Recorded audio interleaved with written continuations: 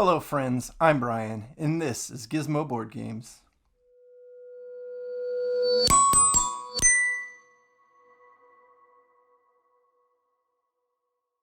Today I am bringing you a game preview of a game coming to Kickstarter in late September. A game that is designed by Paul Elpers and illustrated by Wouter Goedkoop. Hopefully I pronounced that at least close for you. This is a new designer, and I'm not sure if the illustrator has been around or not either. But this game is coming to Kickstarter, like I said, late September, and I'm here with a preview. I'm going to caveat this video before I get into it that this is a preview, and this is a review copy. The components and everything you're going to see are not final in any way, shape, or form. We'll see what the Kickstarter comes out, what the final components are going to look like, and perhaps some rule tweaks and everything along the way. So take what I might bring about in this preview with a little bit of a grain of salt, as things can clearly change before this game actually arrives in your hands. But I am happy to have received a review copy from Paul at Gempire Games. He's a first-time designer and publisher, and I know he's been working on this game for years. I was interested in it when I first kind of read about it on some of the Discord forums, and I reached out to Paul, and he was happy to send me a review copy.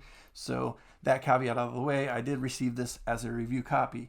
Therefore, I'm not going to do my normal review. I won't go through the Gizmo ratings. I will state some of my opinions, and I will bring you some of the pros and cons I had when I played this game with some of my friends, and maybe even some of their thoughts as well, although I believe we shared a lot of the same thoughts for it. So what my plan is for here is to bring you a little bit of an overview so you can see if this game might interest you, and then provide you with my thoughts on it, pro and con, without giving it any ratings or anything like that, because again, this is a review copy. I feel it wouldn't be fair to the game to review it based on what is still in the works and not finalized yet. But that said, we'll go ahead and get into the game. Let's start off by reading the overview of what the game is. So here we go. Excuse me while I read. King Zarmund needs a new capital city. His sucks. It doesn't even have dulcimer rock band. You have a golden opportunity to flaunt your unmatched architectural skills by being the first to construct a city worthy of being the center of his empire, or in this case, his Gempire. You and the other players will participate in Zarmund's competition for a new capital city. In this game, you'll be constructing buildings in your cities and researching technologies in order to meet victory conditions randomly chosen before the game. These victory conditions are Zarmund's demands for his new capital city. The first player to meet any two of these three Zarmund's demands wins the game, and Zarmund will be arriving in the near future to enjoy his capital. So as you heard there, this is a little bit of a city building type game. You're going to lay out buildings in a tableau, and you're going to try to meet two of his three demands at the end of any given round. The first player who can meet simultaneously two of three of the demands will be the winner and will win Zarmund's favor. So how do we do that? Well, it's pretty easy. Everybody's going to have one of these little booklets of dry erase. It's going to have the actions laid out on the top half, and then where you're going to take your actions and keep track of your city's population, gold, and culture in the one part, and you're going to take the actions in the other parts. The player aid is laid out on top, so everybody has it right at their disposal. In this game, for 3 to 5 players, it's simultaneous action. So the order of a round is one of the players is going to roll the 5 dice. They've got various sides. One side is going to be production. That side looks like a little hammer. Another is going to be science, and there's blank sides. And then some of the dice have 2 and even 3 production and or science, and then some of them include a wild that can act as either science or production. So the first thing in a round is one player is going to roll all the dice to lay out what the resources are for the round. Then all players simultaneously are going to choose one action, and there's a little branch on your player board to give you what those actions are.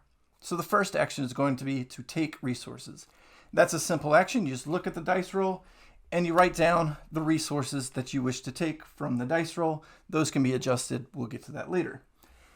So from this roll that I just happened to roll here that you can't see, but I'll go ahead and lay it out. I rolled 4 production or 4 hammer icons on 3 of the dice. One of them's a double hammer icon and 1 science icon. So on this roll, to start the game, I could take 4 production and 1 science. I would just secretly write those numbers in my book, right there where they go in the resources section. And then when everybody's ready, I would reveal, and then I would go ahead and just take those production. To take production, you will grab these coins and put them in your city. So I've now got 4 production. And the science just moves right up the science track, so I'd move my cube up the science track. And that is everything involved in that action. I've taken the resources available to me, and those can change as the game goes on, but we'll get to that later. The second action you can take is to bid on buildings. So in the main board, you have buildings A, B, and C. There are 3 types of buildings. There are population, gold, and culture buildings, green, gold, and purple.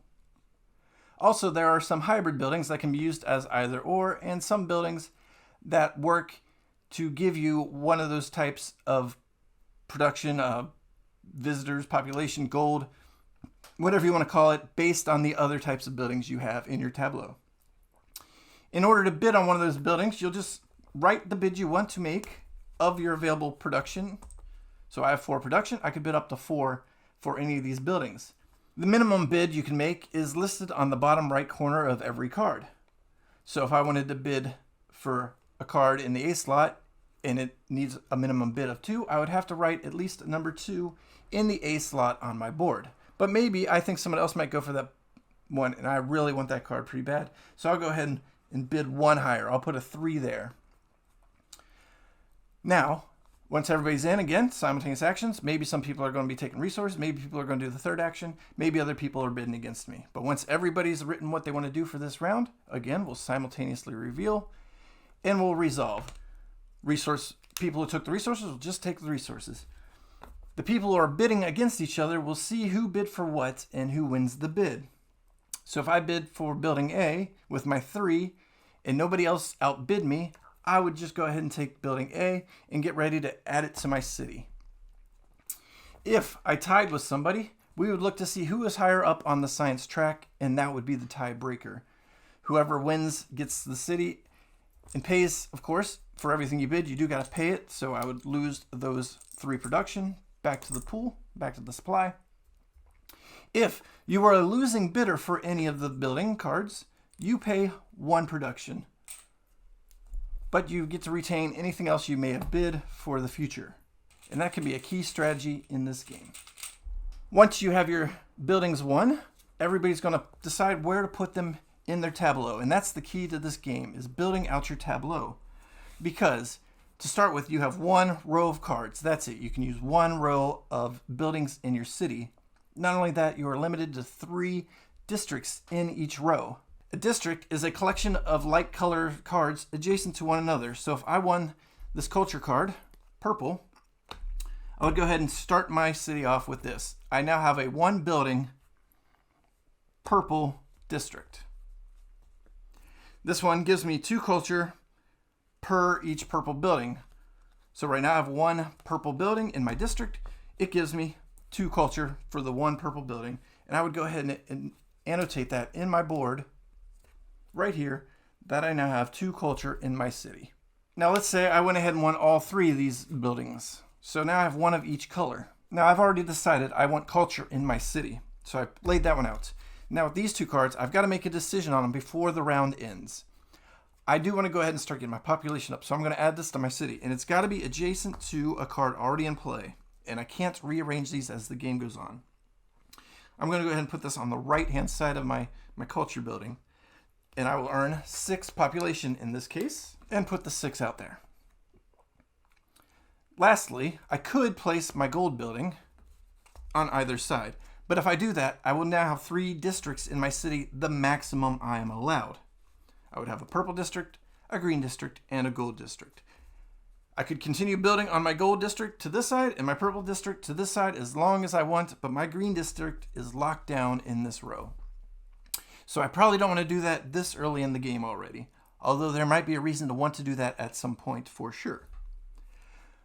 So what you're allowed to do also is to hold 1 blueprint card.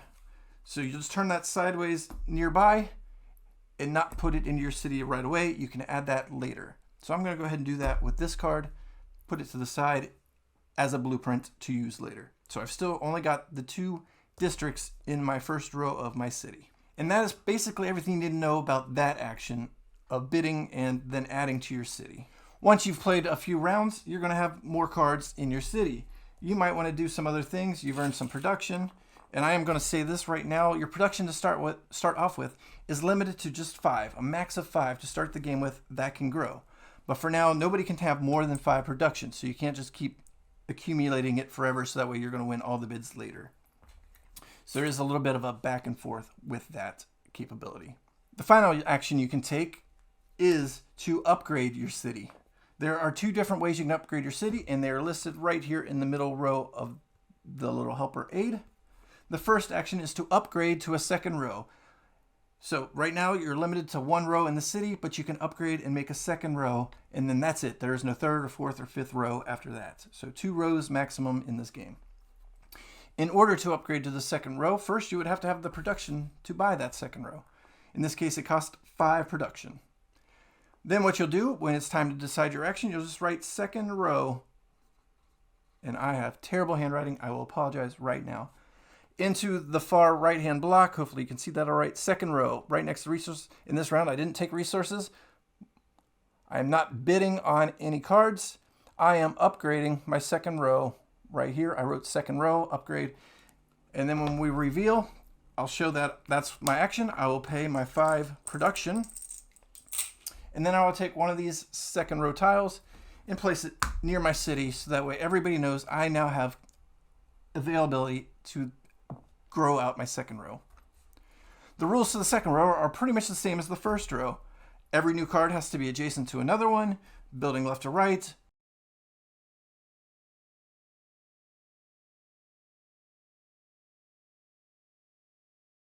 And you're limited to a max of 3 different districts in it.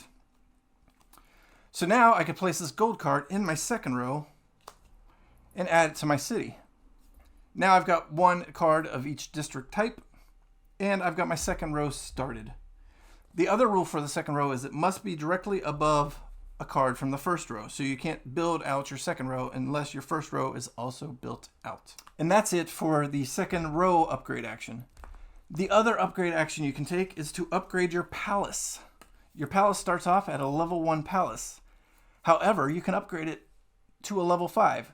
And you can upgrade it to a level 5 right off the bat, or slowly 1 level at a time, depending on how the game is playing out. In this game, you're randomly going to select different tokens to put for each level upgrade. Some of them are blank. Some of them give you upgrades to science. Some of them will give you upgrades based on the number of vial icons you have on your cards in your city. And some of them are going to give you diamonds. And diamonds are a key aspect because when you play a diamond on a card, that card doubles in value if it has a diamond icon on it. So now my 6 gold tavern is a 12 gold tavern. So I'll get 6 more gold for my city if I place the diamond there. Diamonds must be placed adjacent to another diamond on a card already. Or if you're playing another round of diamonds, you can place a diamond on a card with a diamond already as well, because some of them have 2 diamonds, which will triple the value of that card.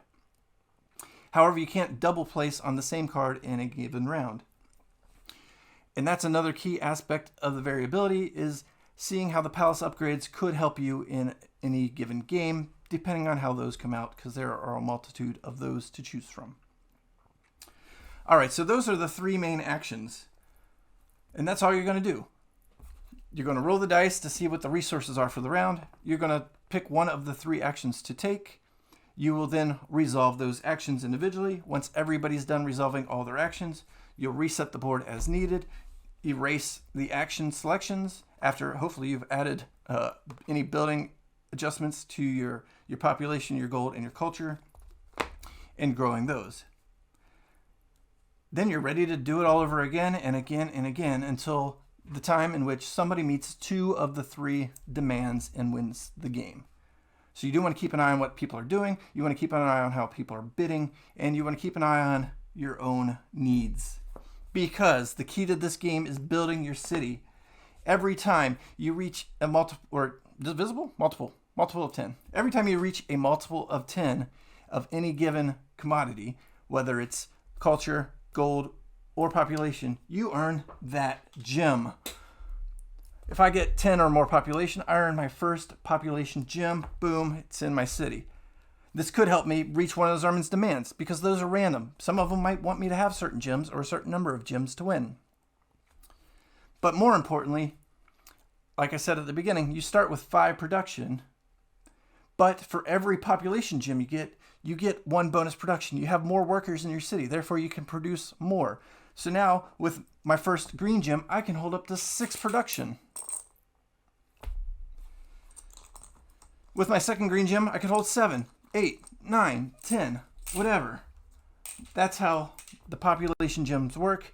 They give you more production, and they lead you to being able to maybe meet some of Zarmund's demands that require you to have a certain number or certain types of gems. Gold gems are pretty good too. They help you change what the resources are. For every gold gem you have, you can change, say, a science production or a science resource into a production resource without flipping it. Obviously, you're going to leave the science for everybody else because they don't have their gold gems. So they got to deal with that science. But you, my friend, can, with a gold gem, and not even spending, just because you have the gold gem, you could change that one science into an extra production. You could change a production into an extra science. Maybe you want to shoot up the science track. Not only that, as the game goes on and you get more and more gold gems, and again, these can also help you reach certain goals you have from Zarmund, it allows you to produce production when production isn't produced. So let's say there was a very bad roll. Maybe my roll was 2 production, and that's it. 3 blanks, 2 production. And I really need to get some resources again, because right now I can't bid on any new cards, so I'm behind the curve of my opponents. But because I now have 4 of these gold gems, I could change the 2 production that were rolled into 2 science already with 2 of the gems, but also I can produce 2 more production just out of thin air.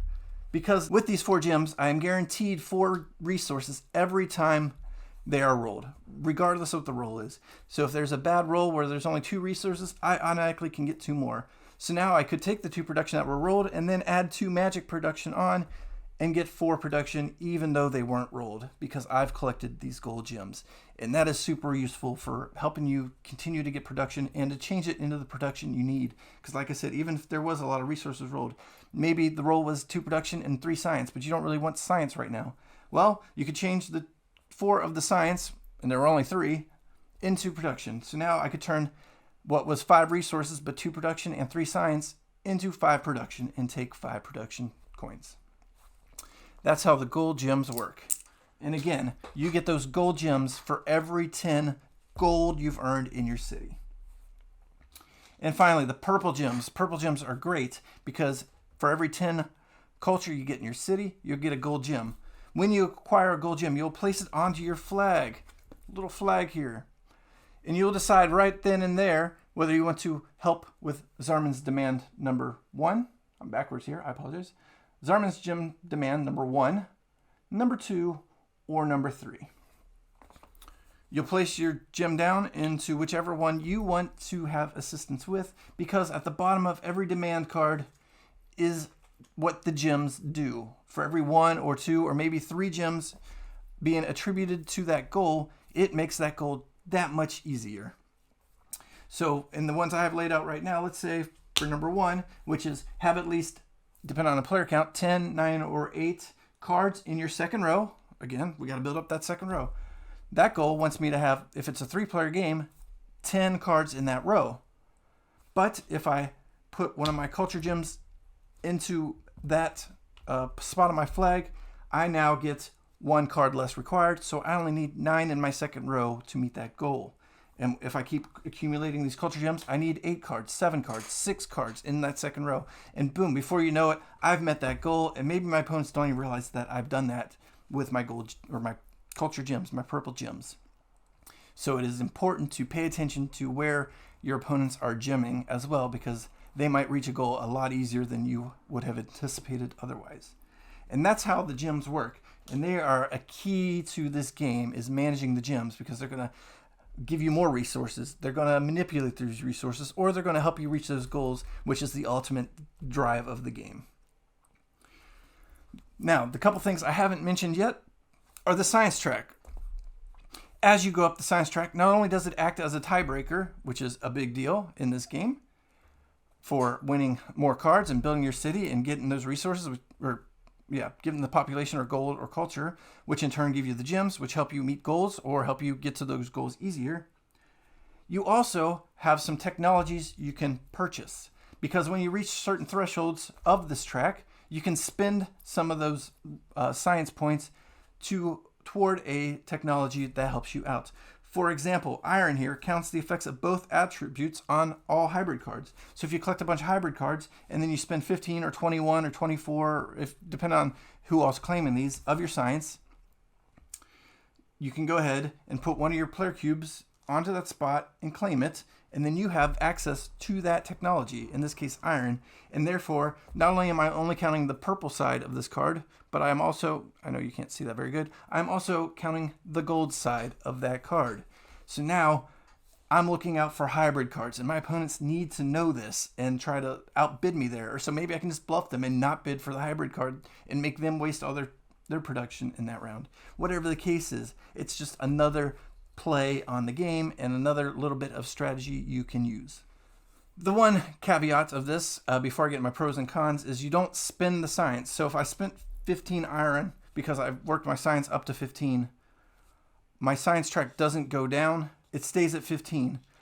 The next card costs 18 for the first person. That doesn't mean if I get 3 more science that I'm eligible for that card. I would have to get 18 more from that point, or 33 total. So that's something you just got to remember as you're playing, that you've got to add up all the technologies that you've invested in to see how much the next one's going to cost you, or see where you need to be on the science track to buy another one.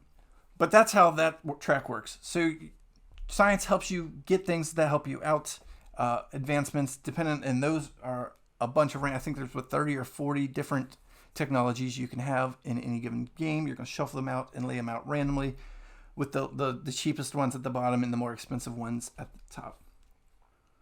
So that's how the science track works. As you move up it, you're going to utilize it to give you technologies that are going to assist you in the game.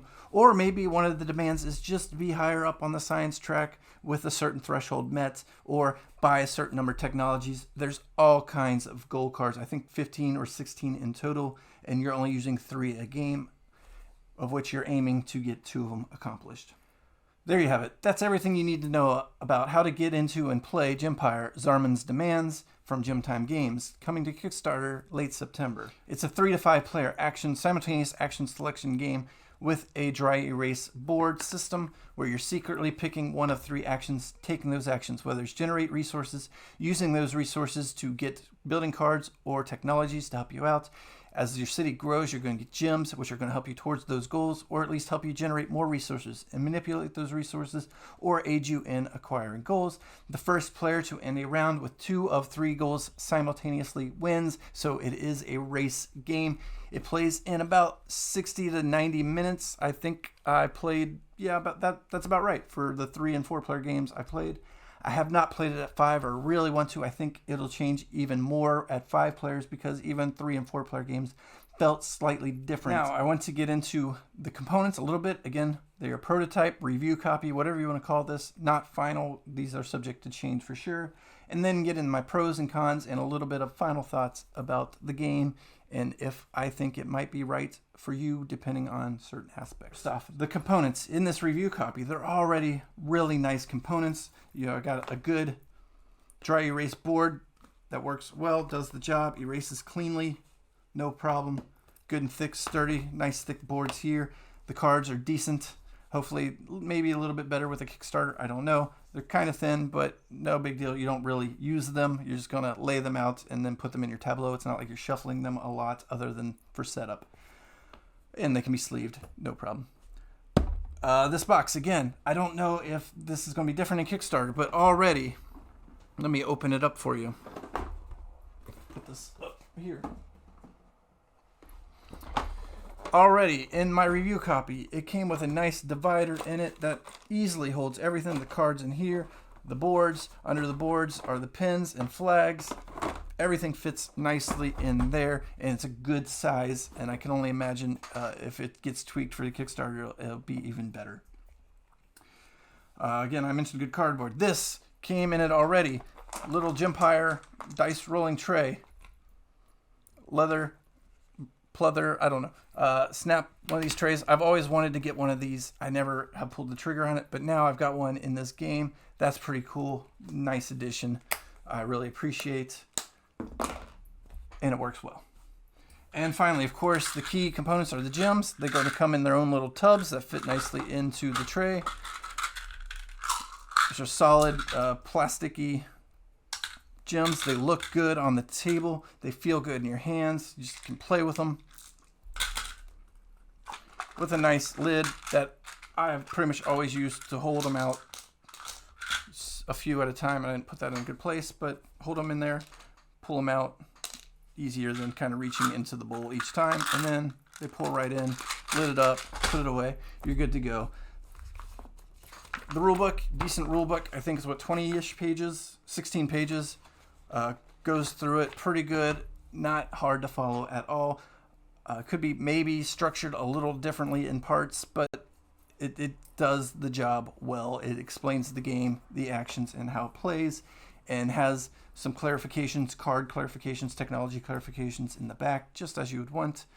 So, good rule book, good. I like the components. So, and this is just my review copy. Again, these are all subject to change. All right, and now to get into some of my thoughts. Again, I don't want to rank this. I'm just going to give my thoughts, my impressions from my first few playthroughs. Again, I played it at 3 and 4, never got it to a 5, unfortunately, so I can't bring you my opinion on a 5-player game, but it does go to 5, and I can't imagine it adds any more time or complexity, just a little bit more table space as you're laying out the tableau. But I think it will add some strategical points that I just didn't get in the 3 and 4-player game, and I'll mention those as we go on. Let me start with some of the cons, and again, some of this could be subject to change as the game gets finalized, so take this with a grain of salt. First off, we all found the science track kind of fiddly.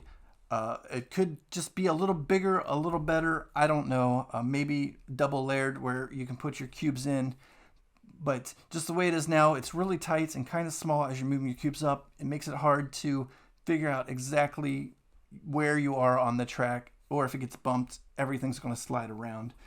If this gets improved on, either enlarged or just the layout changed so there's a little bit more spacing between the levels, something like that would just, I think, help it a little bit more, become a little less fiddly. We just took to writing down where we were on the science track in our book after each round if we adjusted it, and that worked out too in case we needed to readjust things on the track. But it is a good glance at where people are, but if like things get bumped again, it might not be accurate. One of the issues we kind of ran into, I don't know if even an issue, maybe it's part of the strategy, talking with Paul here a little bit on the Discord, is there is some strategy to it. So while I say it's an issue, it could be just the gamer issue and not min-maxing playing other players. But specifically in a 3-player game, especially, we kind of ran into where you had one player who was off cycle on the bid cycle. Because, again, if you're bidding on cards, you want to win those cards. The more cards you can win, the more you can grow your tableau quicker, which means you're getting gems quicker, which means you're potentially reaching goals quicker. And specifically in a 3-player game, if 2 people are bidding in one round and the other player is just taking resources in the round, and those 2 players that bid run out of production, the other player can buy every card they can afford in the next round. So if in round A, me and Sue each bid on cards B and C, and I won card B, she won card C, but we ran out of production, while Joe didn't bid on anything, and now he's got 6 production. The next round, every card comes out, it's like a 1-min bid. He knows we're out of money, out of production. He can bid 1-1-1 and get 3 cards for 3 production, and we just wasted, all our production in the previous round, and he still got half of his production even for the following round.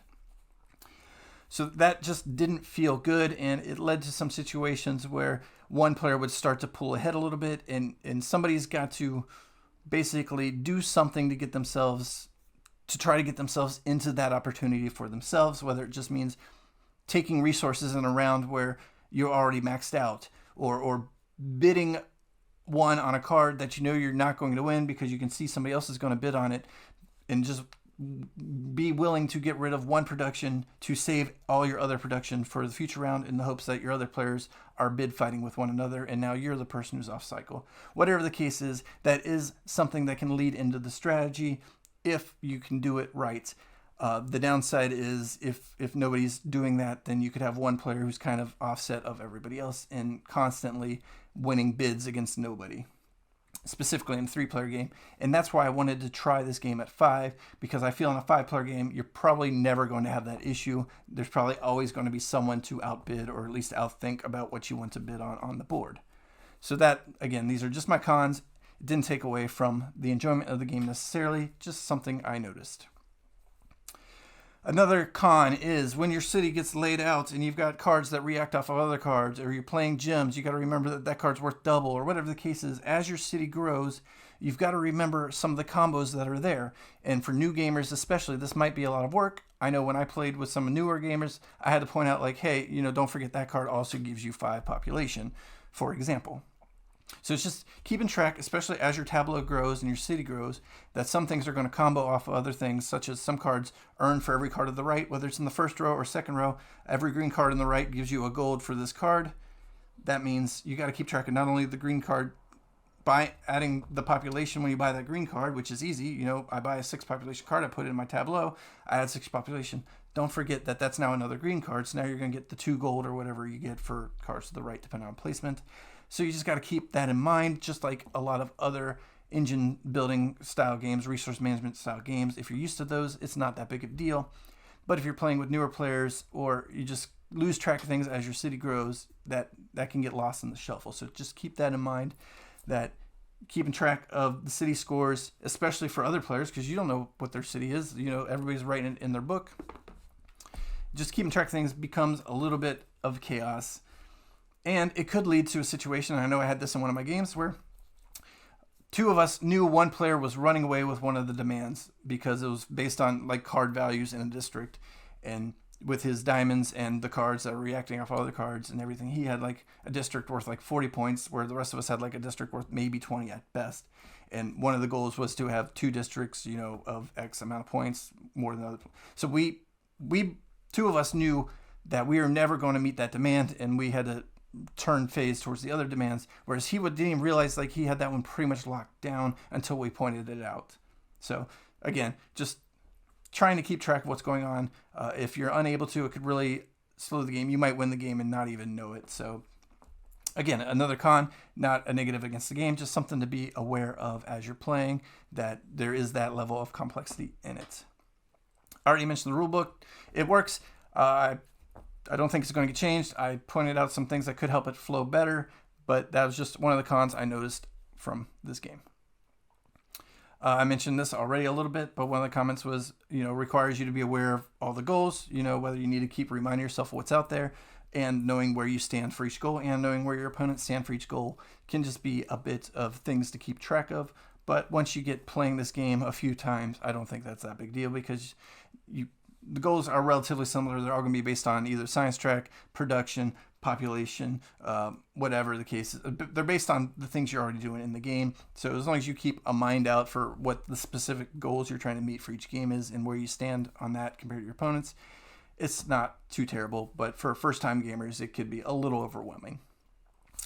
It is a bit of a table hog. As your cities grow out, you could bump into, if you got a smaller table and you got 5 players at it, you're going to have long lines of tableaus as the game gets close to an end, where your 2 cities could run into each other next to each other. But there are plenty of other games that are like that. Wayfarers of the South Tigris come to mind, and it's just an aspect of the game to be aware of. That is all. And finally, one of the big cons for me personally is there's no solo mode and no 2-player mode. So this game does require you to have at least 3 to 5 players who are all willing to, deal with the little bit of mathiness of the game, because there is a lot of math in the game. Those are my cons. That's it. That's what we came up with after a few plays, maybe a few other things here and there. Learning the icons, whatever the case is, figuring out the flow of the game, it takes maybe a couple rounds to get used to. nothing that isn't out of the norm for most Euro-style games. So not even really worth mentioning outside of saying, yes, you do have to learn how to play the game as part of the game. So let's get into the pros. What do I like about this game? Well, first of all, one of the things that really drew my attention to it, and the reason Paul wanted to design it, is he wanted a game where there was just a wealth of variability, or no two games were the same, and he has achieved that in spades with this game. The technologies, I think what's a deck of 30 cards that are going to come out, you're going to come out with 5 technologies each game. So those are going to add different powers in a way that can help you, depending on the game. The different goals, 15 of those, I believe. You're going to shuffle out 3 each game. So, maybe 3 of them all rely on gems, or all rely on district building, or row 2 actions, or science track actions. Whatever the case is, maybe you need to upgrade your palace and get, science up. Things that could just fight each other, basically. And you got to know where to turn your focus from game to game. I like that. I like that no game will be the same. You got the variable of the dice rolls. And usually I'm someone who doesn't like variability. I do like variability in gameplay. I don't like randomness. So yes, there are dice in this game, but they're rolled at the beginning, and then everybody has access to those dice, those resources, as needed. So yes, there are dice randomness. No, it doesn't hurt you in this game, other than if you roll a bad roll when you really need production. But you can counter that by focusing on getting the gold cards that let you get production when there is none anyway. I like that. I like that each of the gems does different things, and you can focus on different things from game to game. The palace upgrades are going to be variable, so maybe sometimes they're not going to be helpful at all. In other games, they're going to help you grow and grow and grow your city quickly if there are a bunch of diamonds or science or whatever the case is. I mentioned technology already. Could add things that will help you just quickly claim a goal, even though you don't really claim it, because everybody can claim the same goal. You just want to have 2 at the end of a round at the same time. But there's just so much variability in this game that no game will be the same 3, 4, or 5 players.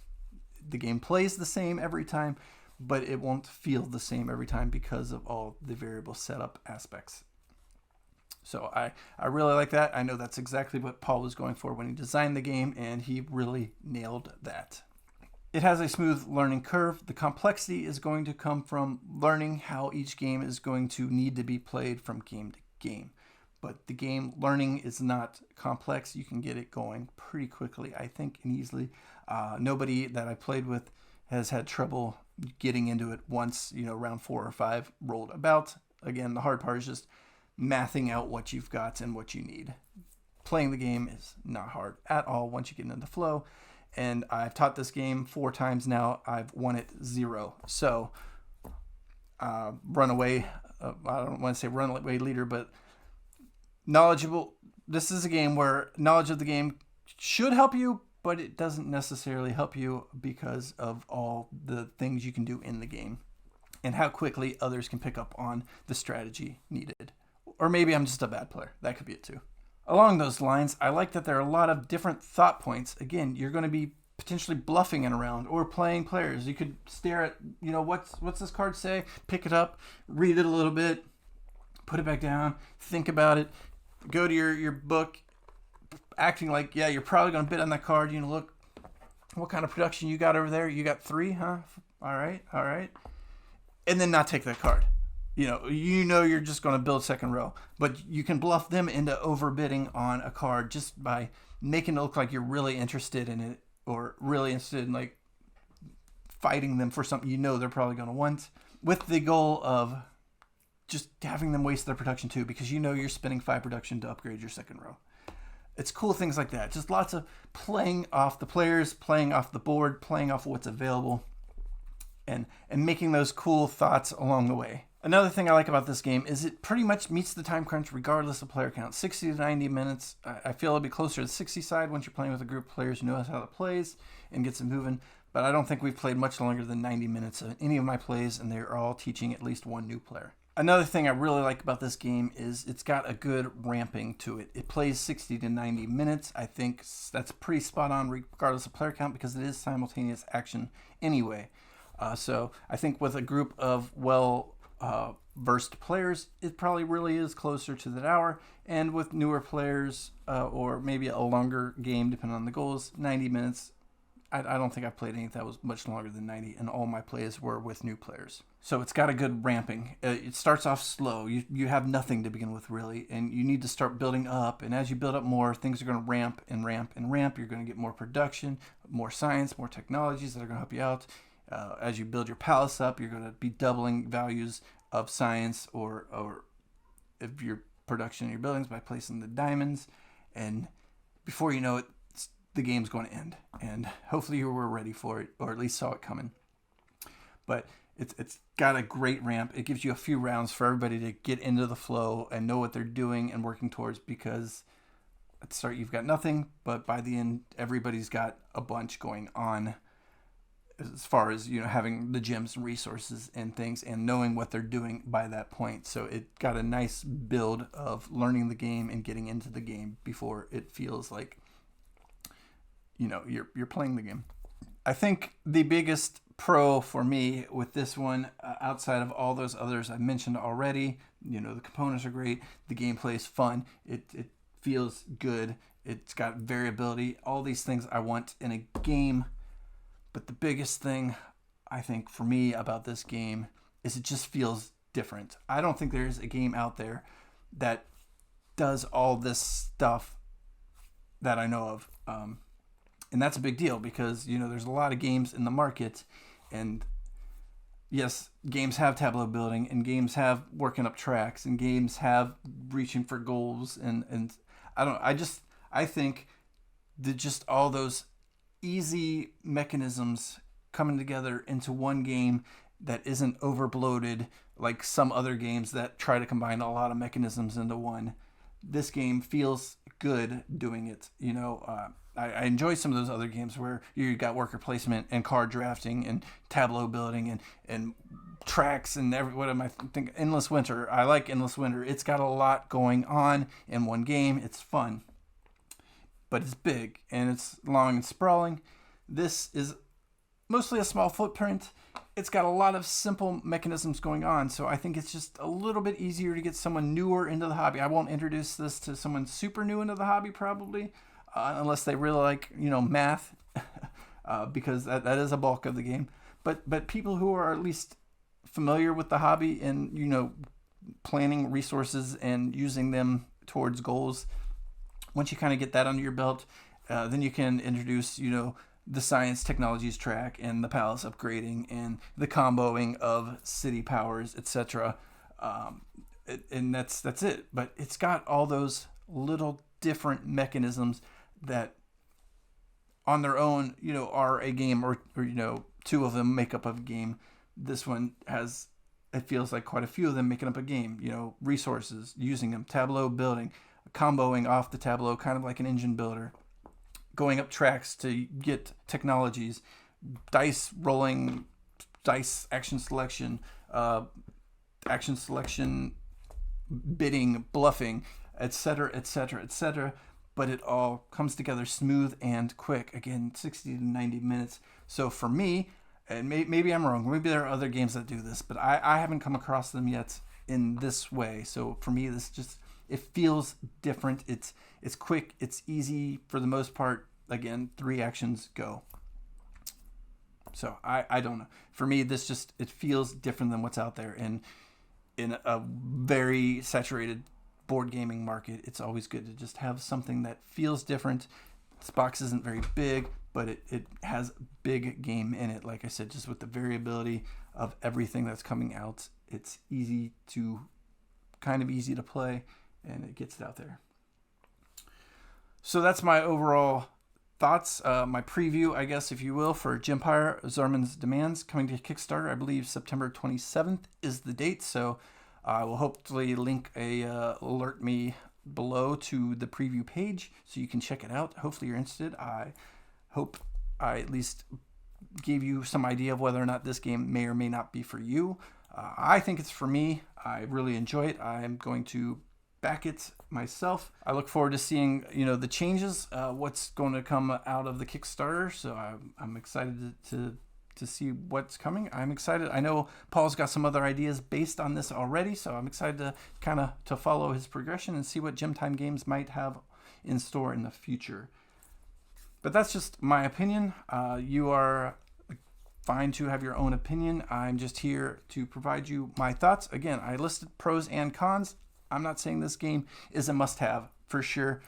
I'm just saying I enjoyed it. I think it fits my collection, and I think hopefully you will too. And if you don't, that's fine too. I just wanted to give you a chance to preview a game that I was lucky enough. Thanks, Paul, for sending me this review copy to check out. I have enjoyed it.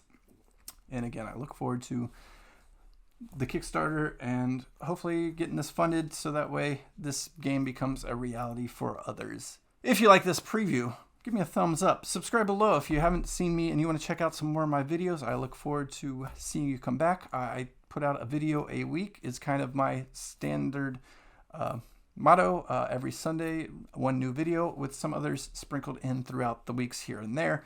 But I'm a full-time worker, and so I don't have time to always keep up as much as other content creators. So I really do appreciate anybody who sees me and wants to follow along.